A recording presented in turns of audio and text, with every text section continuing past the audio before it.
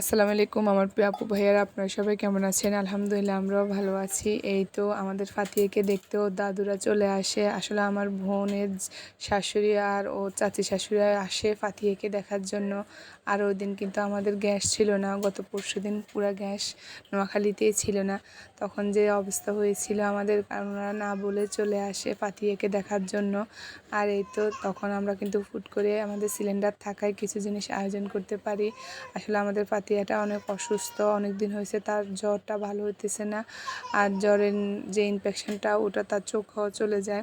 আর এই তো এখানে সবাই একটু বসে কথা বলে।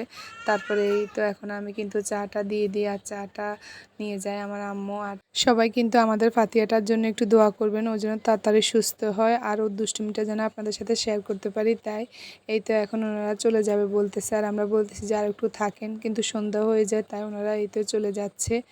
আর ওনারা আসার সময় কিন্তু এই নাস্তাগুলো নিয়ে আসে আমাদের জন্য।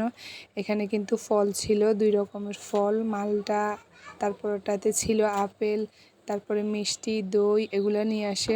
আর আজকের ভিডিওটা এই পর্যন্ত। আল্লাহ হাফেজ।